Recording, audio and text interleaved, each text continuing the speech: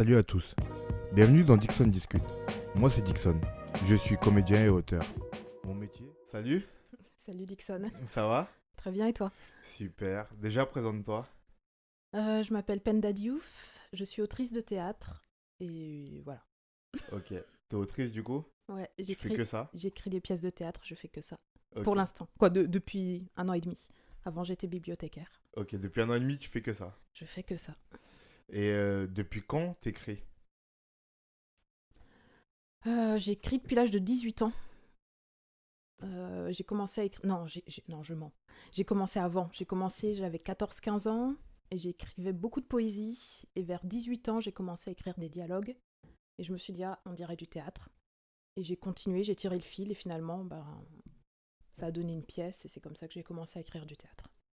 Il y a un truc que, parce que moi aussi j'écris du théâtre, tu le sais, mais il y a un truc que j'aimerais bien qu'on creuse. C'est est-ce que tu penses qu'il y a besoin d'avoir une formation précise pour se mettre à écrire du théâtre? Parce que tu sais, le théâtre, c'est sacralisé en France. Du coup, les gens, ils ont une vision qui est hyper élitiste de l'écriture théâtrale. Et souvent, ils se demandent ouah, comment t'as fait pour écrire une pièce, comment on fait pour démarrer. Moi, je dis souvent aux gens qu'en vrai, c'est le plus facile que je vais écrire. Franchement, honnêtement, pour direct tout casser le mythe, c'est le truc le plus facile que je vais écrire. Mais du coup, est-ce que toi, tu peux parler de ton expérience qui t'a guidé vers l'écriture théâtrale? Hmm. Euh, Alors moi, je sais pas si c'est la chose la plus facile que j'ai eu à écrire ou pas. Mais, et pour répondre déjà à ta question, je crois pas qu'il faille forcément passer par une école, par une formation pour écrire du théâtre ou pour écrire quoi que ce soit d'ailleurs. Je dis pas non plus que c'est inné, mais je pense aussi qu'en se faisant confiance, en ayant quelques bases en termes de structure et surtout en faisant confiance en son intuition, je pense que c'est tout à fait jouable. Après, c'est vrai que c'est quand même intéressant d'avoir des formations, il y en a de plus en plus. Ça, c'est un truc qui se fait beaucoup, par exemple, aux États-Unis ou dans les pays anglophones, c'est d'avoir des formations pour apprendre l'écriture. Ça, c'est un truc qui se fait beaucoup là-bas. En France, beaucoup moins. On a l'impression que c'est inné et que l'auteur est... de fait, il sait écrire, etc. Mais on voit bien, par exemple, lorsqu'il y a, notamment dans les séries, l'écriture de séries, qu'il y a quand même un truc en termes de dramaturgie ou en termes de structure euh, bah, qui est ultra bien fait, quoi, et que toi, tout seul, des fois, c'est compliqué d'arriver à ce niveau-là de précision et de justesse et de tension aussi dramatique. Du coup, je pense que ça peut être intéressant de faire des stages, ou si on a la possibilité, par exemple, il y a cette formation là à Paris 8, à Saint-Denis, le master de création littéraire, s'il y a la possibilité de candidater à ce master, de le faire, s'il y a la possibilité d'entrer dans une autre école de théâtre et de dramaturgie, l'ENSAT ou l'école du Nord à Lille, pourquoi pas, mais moi je ne suis pas passée par une école et je suis contente aussi de ne pas être passée par une école parce que d'une certaine façon, je pense que ça peut formater aussi un peu. Bah moi, j'en avais assez tranché là-dessus. Voilà. Je pense que ça formate grave Mm. les écoles parce que c'est pas inné, mais en même temps, ça reste de l'art, Mhm. tu vois. Et puis quand tu mets trop de technique dans cet art, en tout cas, c'est sans âme. Pour moi, c'est Mhm. mon avis. Moi, je Euh, pense que c'est un équilibre. Quoi, c'est un équilibre des deux, c'est un c'est-à-dire équilibre. avoir à la fois une connaissance, on va dire théorique ou même pratique de la structure et de la façon dont fonctionne un texte de théâtre ou un récit en fait. Comment fonctionne un récit.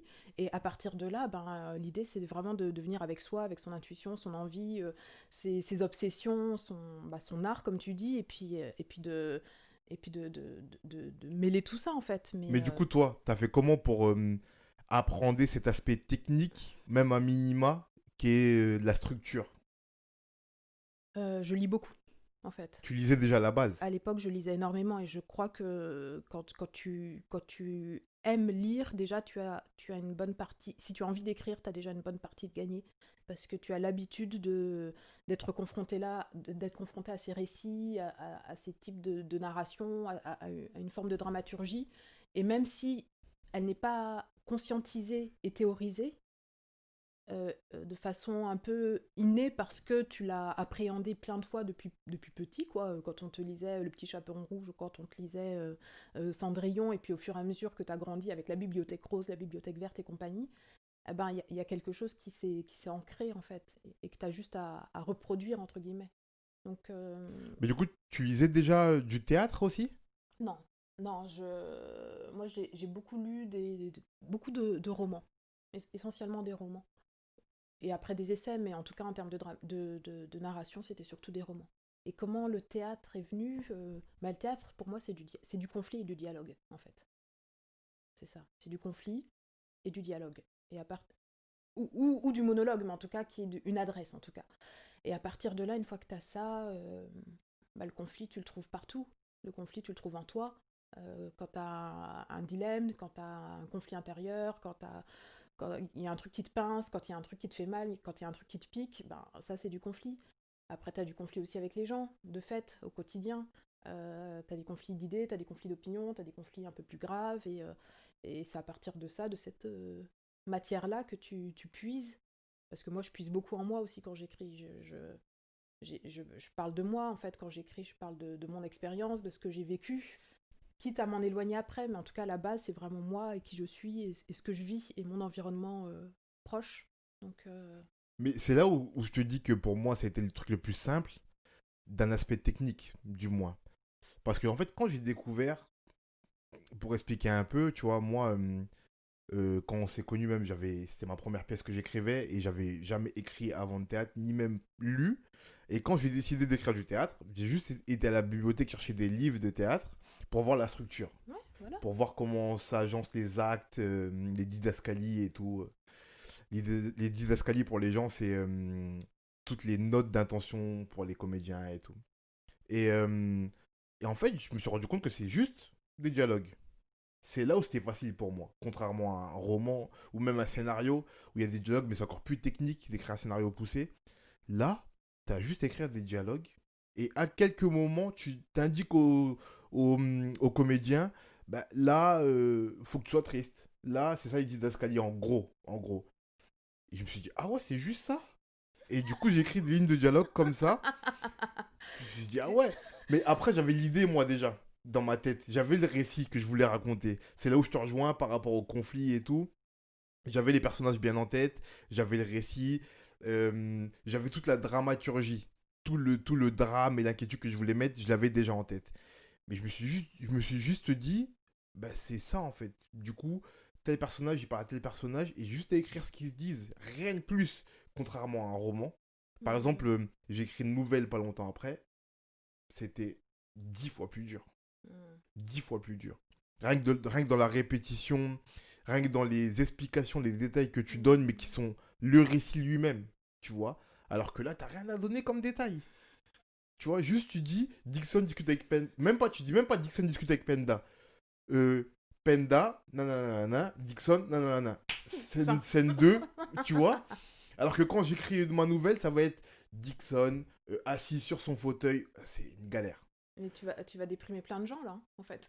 Non, Tous ah les ouais, auteurs bah de théâtre ouais. qui vont nous écouter, qui vont dire ah ouais c'est simple, ah, moi je galère depuis 3 ans sur ma pièce. Mais non. Alors, excusez-moi, tout le monde, tous les auteurs, excusez-moi. Mais je parle à ceux qui veulent écrire. Écrivez en fait. Oui, C'est ça que ça veut dire. oui. Écrivez. Et le théâtre, pour écrire, c'est un des trucs techniquement les plus simples. C'est ça que je veux dire. Après, ce qui est difficile, c'est comme tu l'as dit, c'est trouver l'idée, trouver la bonne idée, y mettre de la dramaturgie, y mettre des conflits, Y mettre de euh, la poésie, y être mettre de juste la avec poésie, soi-même. être juste dans les dialogues, parce que écrire des dialogues, ok, mais s'il n'y a pas de pertinence entre eux, s'il n'y a pas de rebond, s'il n'y a pas de rythme, tout ça, ça s'apprend. Ça, c'est dur. Donc c'est pas si simple. C'est pas si simple. Mais en fait, je voulais juste dire que le fait de se mettre devant sa feuille à la base, pour une pièce de théâtre en tout cas, c'est beaucoup plus simple que pour un roman, par exemple. Je, Et suis- tu je as suis écrit. absolument d'accord. Je pense que, bon, mon avis sur l'école, il reste le même. En tout cas, pour les formations artistiques d'écriture, tu vois, il reste le même, tu vois. Après, ça peut aider. Je dis pas qu'il faut pas le faire. Je dis juste que ça... Ça peut apporter en Ça, légitimité, ça ça peut peut apporter apporter... en Ouais. réseau. Et Je puis même pense que techniquement, comme oui. je parlais de l'enregistrement de la langue et tout, ça peut aider. Après, t'en fais ce que tu veux. Je trouve que Après, c'est t'en fais ce que tu intéressant veux. d'avoir la base et puis après, bah, si tu veux pas du tout l'utiliser, tu l'utilises pas, Mais tu vois, ou de la détourner ou voilà. tu sais là où je vais être dur, Vas-y. là où je vais être dur par rapport à l'école et tout, et les formations et tout, c'est que, bon, c'est très récent, mais on a vu dans d'autres domaines, il y a toujours eu des formations, même si c'était pas à l'école comme là avec la formation de Paris 8, qui est une école à Paris pour ceux qui habitent pas à Paris, qui est une école en Île-de-France, à Saint-Denis précisément, qui est une université, pardon, où il y a une formation d'écriture créative. Avant qu'il y ait tout ça, il y a toujours eu des ateliers, des cours, des formations d'écriture, de toutes les écritures. Je connais pas grand monde, de connus, qui a fait ça. Ben, je peux te parler de Fatima Das, qui a sorti un roman il n'y a pas très longtemps qui s'appelle La Petite Dernière, qui fait un succès de ouf en ce moment et qui est Ok. passé par Paris 8. Je peux te parler de Yankuba Diémé, Ah, Yacouba, ouais. tu connais Ouais, aussi, que je connais. qui a sorti son roman chez Flammarion. Il y en a quelques-uns quand même qui sont passés par des écoles. On va dire Gwendoline Soublin en théâtre, qui est passée par l'ENSAT. Et il y en a plein d'autres, quoi. Et pardon pour ceux que je cite pas et que je connais, mais il y en a quand même quelques-uns. Voilà. Ok. Après, effectivement, je te rejoins. C'est pas quoi, moi, ça n'a pas été mon parcours et c'est pas forcément quelque chose que je. Voilà, si je croise un jeune, là, je lui dirais pas, fais absolument cette école. Je lui dis, s'il a envie de la faire, je vais lui dire tente, mais si tu l'as pas, c'est pas grave. En fait, tu peux trouver les armes en fait pour aller jusqu'au bout et avoir ton parcours à toi, même sans passer par une école, quoi. Et en fait, moi, c'est personnel, tu vois, mais j'ai aussi peur de la récupération de l'école. Je dis pas que l'école, c'est pas bien. Allez à l'école. Pour tout ce que vous voulez faire, allez à l'école. Je dis juste que j'ai peur de... L'école, ça formate, dans tous les cas. Ouais, C'est fait pour ça. ouais, C'est pas une tare, hein, c'est fait ouais, pour ça. ouais. Et j'ai peur de ça, en fait. J'ai peur de la récupération de et de la formalisation que va créer l'école sur l'art et les domaines créatifs. C'est ça qui Ouais. me fait peur, tu vois. Après, je me dis que là, les écoles dont on parle, en fait, c'est des écoles post-bac. Et du coup, c'est que des adultes qui y sont finalement. Et je pense, j'espère qu'ils ont la distance nécessaire pour prendre ce qu'il y a de bien et ce qu'il y a de moins bien, et notamment le formatage, ben, mettre ça de côté. C'est ce que je me dis. Mais bon, après. Mais je te suis, Ada. Je te suis. Peut-être que c'est pas le cas, j'en sais Mais rien. si vous Mais voulez les c'est ce que. faire, ne m'écoutez pas. Faites-les. Franchement, c'est très bien, ça apporte beaucoup. Faites-les. En plus, j'ai une amie aussi qui fait ça au Havre. Voilà. Franchement, non, faites-le, faites-le. Moi, je l'ai toujours motivé à le faire. C'est juste que moi, Mhm. parce qu'en fait, moi, les gens me demandent pourquoi tu le fais pas. Quand j'explique que moi, j'ai pas eu de parcours créatif, d'écriture créative en tout cas, que j'ai jamais fait de formation ni rien, que je suis un peu comme toi en Ouais, vrai. moi, J'ai été laissé dans la nature, j'ai lu, j'ai dit bon, je vais commencer à écrire. Mhm. Et les gens me disent pourquoi tu le fais pas pour essayer de déguiser et tout. Jamais, je l'annonce ici, jamais de ma vie je ferai ça. Mhm. Jamais de ma vie je ferai ça. Je préfère écrire mal pendant 20 ans et apprendre à écrire tout seul Mhm. que faire ça. Parce que chez moi, je pense que ça formatera. Mais ça m'est personnel. Mhm. Donc si vous voulez le faire, faites-le, c'est très bien. Mais en fait, c'est comme tu dis, il y a à apprendre et à laisser. Il faut juste avoir le recul nécessaire. Mhm. Et puis, là où je reviens sur ce que tu dis vraiment, soyez sûr de la nécessité que vous ayez à écrire. Mhm. Soyez sûr de ça. Si c'est juste pour le plaisir, écrivez. Hein. De toute Mhm. façon, en France, on a pays d'écrivains. Un Français Mhm. sur deux écrit. Donc, tout le monde écrit. Mhm. Écrivez, Mhm. continuez. Mais si vous voulez en faire un métier, questionnez-vous sur la nécessité de ce que vous avez à raconter et pourquoi vous avez à le raconter. Après, prenez les chemins que vous voulez, l'école, pas l'école, lisez, lisez pas. Mais pensez vraiment à pourquoi vous le faites. C'est ça le plus important, je crois. Ouais, je suis d'accord. En fait, c'est ça. Ouais, Donc, ouais. depuis 5 ans qu'il fait le saltimbanque, en fait, c'est pour faire ça. Mhm. Et là, ça vaut quelque chose, vu qu'on Mhm. voit qu'il y a vraiment des gens qui... Mhm. Si les gens payent pour venir le voir, il va être payé, ok, c'est cool, on Mhm. valide. Mais avant ça, c'est compliqué. Oui, oui. Là, ouais, ce que tu dis en fait, c'est que c'est la question de la visibilité et de où est-ce qu'on voit ton travail et quand est-ce qu'on voit ton travail qui fait que les choses, le regard des gens, en fait, il Dans évolue. les domaines créatifs, j'ai l'impression que c'est ça. Pour l'entourage. Pas tout le temps, mais beaucoup de Mhm. fois en tout cas. Ouais, ouais, mais c'est oui, oui, c'est à partir du moment où l'objet il est montré et reconnu entre guillemets qu'il existe, même s'il existait en amont, qu'il existait dans ta tête, qu'il existait dans ton esprit, qu'il existait sur ta feuille ou ton ordinateur. Je pense que c'est à partir du moment vraiment où il a de la visibilité, et puis en plus le théâtre c'est fait pour être incarné, donc si ça reste sur la feuille blanche, ça n'a pas de sens. Quoi, c'est comme si tu n'avais pas. Il y a quelque chose qui n'est pas terminé, en fait. C'est ça qui est intéressant dans le théâtre, c'est que c'est un art qui ne se termine pas avec l'écriture. Tu écris, mais c'est comme une partition de musique. La partition de musique, tant qu'elle n'est pas jouée par le musicien, Elle elle est n'existe vide de pas. sens, Ouais. elle n'existe pas. Et le théâtre, c'est la même chose. L'écriture théâtrale, c'est la même chose. tu peux écrire, tu peux passer des journées, des années, des mois et des années à écrire.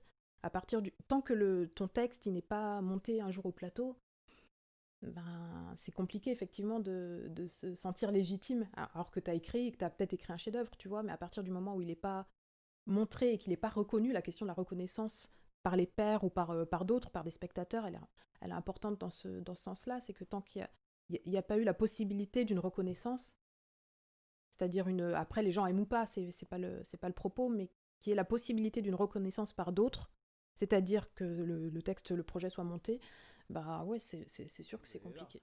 C'est comment tu fais pour ne pas t'appuyer sur ta facilité stylistique, ou en tout cas ton style que tu as réussi à travailler, ne pas t'appuyer que sur ça, en pensant que comme tu as la nécessité d'écrire sur un sujet, ça va être profond.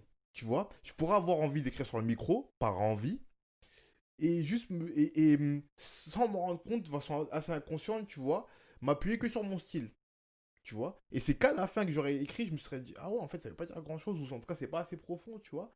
Mais à la base, dans l'exercice, je l'aurais pas fait. C'est ça qui me fait peur, moi, tu vois. C'est de m'emporter, de me dire, ah, j'ai envie d'écrire là-dessus, du coup, j'écris.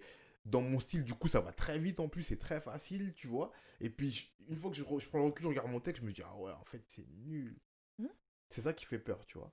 Comment tu arrives à ne pas t'auto-piéger par rapport à ton style ou à tes facilités d'écriture? Alors, sur la première question et ta première peur sur le copiage éventuellement d'inspiration, moi, c'est pas un truc qui me fait peur parce que tout a déjà été dit en fait. Tout a déjà été dit. On va pas inventer l'eau chaude. Forcément, quelqu'un l'a déjà dit autrement, mieux que nous, etc. Donc ça, c'est pas quelque chose qui me stresse. Je pense beaucoup, par exemple, au hip-hop. Le hip-hop, c'est du sample. C'est du sample sur du sample. Tu vas récupérer des trucs anciens que tes parents écoutaient, que toi, t'as kiffé petit, et tu fais ton sample et tu fais ta musique avec. Est-ce que c'est pour autant du recopiage? Non, parce que t'as réinventé dessus et parce que tu rends hommage à la personne en même temps. Après, si tu précises pas dans les crédits que, voilà, là d'accord, il y a un souci.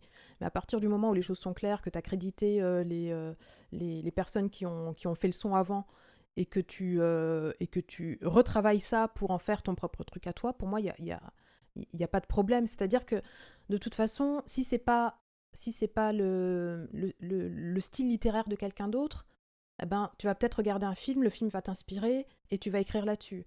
Ton environnement, de toute façon, tu es le produit de ton environnement. Peut-être tu vas entendre une discussion entre tes voisines et ça va t'inspirer. Donc forcément, les choses, elles sont poreuses. Et je crois pas que ça soit gênant, en fait, d'avoir des inspirations fortes et de... Et pourquoi pas peut-être alors je dis pas copier, mais en tout cas de faire à la manière d'eux, ou voilà. Après, là, je rejoins le deuxième point, c'est euh, comment ne pas se piéger dans son propre style, et peut-être aussi dans le style de quelqu'un d'autre, du coup. Bah, pour moi, c'est le temps. C'est-à-dire qu'un texte, c'est du temps. Et toi, tu ne vas pas te piéger puisque tu le lis et tu dis, ah non, ça c'est nul. Donc à partir du moment où tu le lis et que tu as de la distance suffisante pour dire, ah ben non, là c'est nul ou là ça va pas, et que tu recommences, il n'y a pas de problème, en fait. Parce qu'un texte, c'est pas hop, un jet et c'est fini. C'est du temps, c'est du retravail, c'est le laisser mûrir une nuit, 2 nuits, 3 nuits, 1 mois, 2 mois, revenir dessus. Et quand tu reviens dessus, il y a des choses qui te sautent aux yeux et tu dis, ah non, là ça va pas, ce mot-là, il est trop fort, celui-là, il est pas assez, celui-là, on l'entend pas, celui-là, la musicalité est pas belle, et tu reviens dessus. Mais quand au bout d'1 an, tu reviens sur ce texte, tu le lis, et le texte, eh ben, il coule, tu prends plaisir à le lire, tu prends plaisir à l'écrire, bah c'est bon, c'est que là, le texte, il est terminé. Mais qu'un texte, ça évolue, quoi. Donc je pense que tu sors de ce piège-là, peut-être en lui accordant du temps. Je comprends. J'ai une question à te poser, mais je vais d'abord revenir sur un truc et donner une petite anecdote. C'est que la personne qui m'a permis de comprendre la subtilité des mots, c'est toi. Parce que la première personne qui a critiqué mon texte, vraiment, c'est toi. C'est vrai en plus. C'est Ça comme me ça qu'on touche. c'est comme ça qu'on s'est rencontrés en vrai. C'est vrai, ouais. C'est comme ça qu'on s'est rencontrés, on se connaissait pas, je t'ai envoyé mon texte et tu m'as donné rendez-vous pour qu'on en parle. C'est comme ça qu'on s'est rencontrés. Mm. Et je me souviens, c'est ça qui m'a permis de comprendre la subtilité, la musicalité et que des fois il fallait peu Mm. pour les textes. C'est pour ça que Mm. je rebondis sur ce que tu dis Mm. là.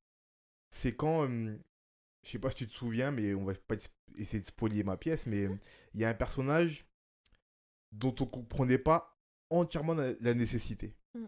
dans mon texte. Tu te souviens ou Mm. pas? Un personnage féminin. Mm. Et tu m'as dit, ça tient à pas grand chose, mais rajoute un truc pour qu'on comprenne Mm. pourquoi c'est important qu'elle soit là. Sinon, Mm. on peut l'enlever. Mais oui. Et je me rappelle, je crois avoir rajouté honnêtement 2 phrases à 2 endroits du texte. Et tu m'as dit juste ça, ça suffit. Mm. Et ça m'a permis de comprendre. Parfois, c'est pas beaucoup. Mm. C'est juste le tempo que tu vas amener à ce moment-là, Mm. la, l'importance que tu vas donner aux mots à ce moment-là, même si c'est très peu de mots, ça peut tout changer la vision du texte et du personnage.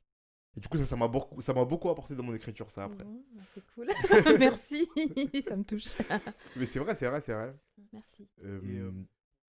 Et est-ce que tu peux nommer la création dont tu es la plus fière? Si tu en as une. En fait, je pense que tout ce que j'écris, la dernière pièce que j'écris est toujours celle dont je suis la plus fière et la plus, voilà, jusqu'à la suivante qui va la remplacer, etc. Mais là, j'ai quand même envie de dire ma pièce piste, euh, parce qu'au départ, c'était une commande d'écriture et que finalement, la commande est devenue une pièce longue. C'était une commande d'écriture de 10 minutes. Après, c'est devenu une pièce longue. Que je fais pas mal d'interventions dans des établissements scolaires, notamment en ce moment, et que je fais des lectures de ce texte à des jeunes et qu'il y a des retours ultra positifs et qu'on en discute après, qu'on écrit aussi autour de ça après. Parce que ça m'a permis de voyager, cette pièce. Je fais des lectures en français et en allemand de cette pièce. Elle a été créée au Burkina Faso, à Ouagadougou. Elle a été lue, alors je devais y aller normalement aux États-Unis cette année, un festival qui s'appelle Seul en scène pour la lire, et ça s'est pas fait, du coup ça s'est fait sur Zoom, mais voilà. Et puis c'est une pièce qui est très personnelle, qui parle de mon histoire en tant que jeune fille noire dans un environnement plutôt blanc, et elle parle aussi d'un fait qui est peu connu, un fait historique qui est peu connu, c'est-à-dire le génocide des Herero et des Nama en Namibie entre 1875 et 1915 par les Allemands. Et du coup, c'est un peu la combinaison de tout ça, à la fois mon histoire personnelle et ce voyage que j'ai moi-même effectué en Namibie et la découverte de ce génocide, en fait. C'est un peu ça l'enjeu de ma pièce. Et c'est peut-être celle dont je suis la plus fière parce que c'est peut-être celle aussi qui a le plus tourné. Alors là, malheureusement, avec le confinement, les dates ont été reportées. Mais, ouais, je trouve qu'elle a eu un beau parcours. Elle va être éditée en mars prochain aussi. Et en tout cas, et tout à l'heure, je parlais de l'importance du jeu aussi. C'est la seule pièce où je dis je. Voilà. Et où j'assume de parler de moi-même à la première personne. C'est un seul en scène? Et c'est un seul en scène que j'ai porté aussi. C'est aussi pour ça que je suis fière de ça, c'est que c'est un seul en scène que j'ai porté, que je porte là en lecture, mais que j'ai aussi porté en représentation une fois l'année dernière, Bravo. devant 250 personnes, Bravo. devant mes parents, mon frère, et c'était assez émouvant. Ben, espérons qu'on pourra vite la voir sur scène après tout ça. Inch'Allah, au mois de juin et juillet à la MC 93 à Bobigny, le 2 et 3 juillet, je crois, quelque chose On comme ça. prend note et on prend rendez-vous. Et on va conclure. Pour conclure, je te pose toujours 3 petites questions. La première, c'est cite-moi ton objet créatif favori. Quand je dis objet créatif, c'est toujours confondu matériel, immatériel. Ça peut être une recette, un livre, un micro, un stylo, ce que tu veux, ton objet créatif favori. Ça va être la musique. La musique, de façon générale. De façon générale, après, j'ai quelques musiques que je peux écouter régulièrement lorsque j'écris. J'ai une playlist d'écriture, par exemple. Mais ça va être la musique. D'accord, la musique alors. Une œuvre créative inspirante pour toi.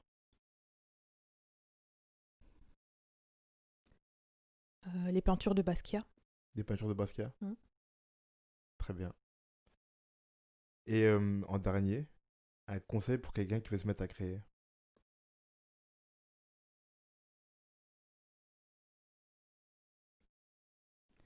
De se faire confiance et d'y aller. C'est tout. Faites-vous confiance et allez-y. Mm. On va retenir ça. Merci beaucoup, Penda. Merci Dixon. De rien. On va suivre de près les représentations de pistes. Merci. Pour pas rater. Je vais mettre dans la bio le lien vers ton Instagram pour qu'on suive un peu tes actualités, ce que tu fais. Super, merci. De rien. À la prochaine. À la prochaine, merci beaucoup. Merci rien. Dixon, c'était Salut. super.